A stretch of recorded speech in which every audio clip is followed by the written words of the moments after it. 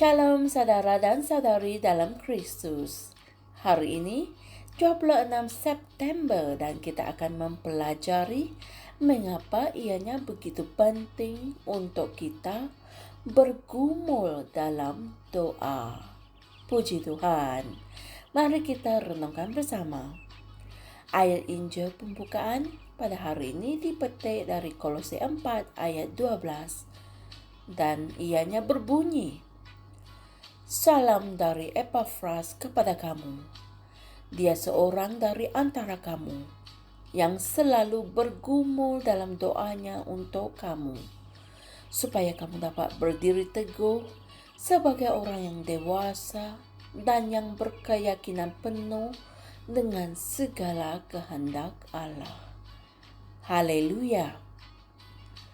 Rasul Paulus memuji Epafras sebagai seorang yang selalu bergumul dalam doanya. Perkataan bergumul diterjemahkan sedemikian untuk memberikan pemahaman yang jelas tentang apa yang dia lakukan sebenarnya dan bagaimana caranya. Perkataan itu adalah dari perkataan Yunani agonizomai, yaitu berjuang. Kamu boleh membaca ayat itu sedemikian. Salam dari Epafras kepada kamu. Dia seorang dari antara kamu yang selalu berjuang dalam doanya. Haleluya. Soalan yang mungkin timbul adalah, jika Epafras berjuang untuk mereka dalam doanya, dengan siapakah dia berlawan? Sememangnya bukan Tuhan yang dia lawan, kerana Tuhan yang mengilhamkan dia untuk berdoa pada mulanya. Tuhanlah yang mendengar dan mengabulkan doa. Jadi sudah pasti Tuhan bukanlah musuh. Tujuan doanya memberi kita gambaran tentang musuh.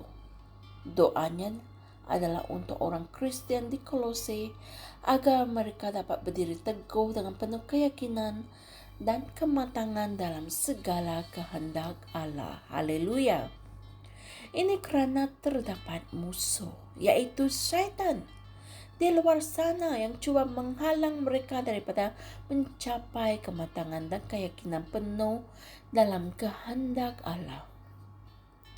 Dia berusaha menghalang atau cuba menghalang pertumbuhan Kristianiti mereka. Paulus menggambarkan kuasa iblis ini dalam Efesus 6 ayat 12 ketika dia berkata, kerana perjuangan kita bukanlah melawan darah dan daging, tetapi melawan pemerintah-pemerintah, melawan penguasa-penguasa, melawan penghulu-penghulu dunia yang gelap ini, melawan roh-roh jahat di udara. Inilah firman Tuhan.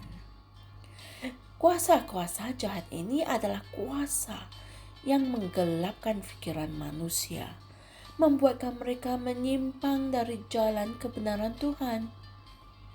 Itulah sebabnya kita mesti berjuang untuk mereka dalam doa seperti Epafras. Pastor Chris berkata, saya menggalakkan kamu untuk menulis nama orang yang mungkin kamu perhatikan atau dengar, di mana orang itu tidak berjalan dalam terang firman Tuhan atau telah menyimpang dari iman, dan berjuang untuk mereka dalam doa. Berdoalah dengan bersungguh-sungguh untuk mereka setiap hari, dan kamu akan melihat hasil yang luar biasa. Haleluya. Saudara-saudari, mari kita sama-sama berdoa.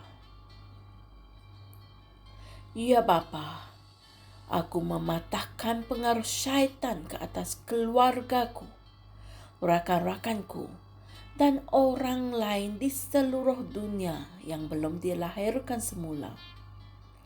Aku berdoa agar minda dan hati mereka dibuka kepada Tuhan.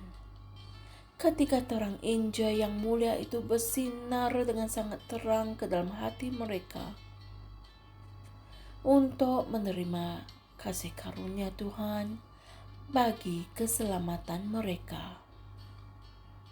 Dalam nama Yesus. Amin. Haleluya. Saudara-saudari, seperti biasa, Pastor Chris memberikan kita renungan tambahan untuk kita kaji dan renungkan bagi mendalami perkongsian kita pada hari ini, yaitu dari Kolose 4 ayat 12, 1 Timotius 2 ayat 1 hingga 4, dan Galatia 4 ayat 19. Haleluya! Kami percaya kalian telah mempelajari sesuatu yang berguna dari ajaran kita pada hari ini untuk mengubah sesuatu keadaan dan memperoleh hasil yang kita inginkan. Maka kita perlu berjuang atau bergumul dalam doa. Itulah caranya. Puji Tuhan. Jumpa lagi esok dan Tuhan berkati. Shalom. Kami percaya saudara-saudari semua telah diberkati dengan perkongsian firman dari Rhapsody Reality. Bagi sesiapa yang ingin menjadikan Yesus Kristus sebagai Tuhan dalam kehidupanmu, kamu boleh mengucapkan doa ini bersama dengan saya. Ya Tuhan Allah, aku mempercayai Yesus Kristus, Anak Allah yang hidup dengan sepenuh hatiku. Aku percaya Dia telah mati untukku, dan Allah telah membangkitkan Dia dari kematian. Aku percaya Dia hidup hari ini. Aku mengaku dengan mulutku bahwa Yesus Kristus adalah Tuhan dalam hidupku mulai dari hari ini. Melalui Dia dan di dalam nama-Nya, aku mempunyai kehidupan yang kekal. Aku telah dilahirkan semula. Terima kasih Allah kerana menyelamatkan jiwaku. Aku sekarang adalah anak Allah. Haleluya. Tahniah, sekarang kamu telah menjadi anak Allah. Untuk apa-apa sebarang pertanyaan atau untuk mendapatkan lebih banyak maklumat mengenai bagaimana untuk bertumbuh sebagai seorang Kristian, Anda semua boleh hantar mesej di akaun Facebook kami atau email kami di tni.msia@gmail.com.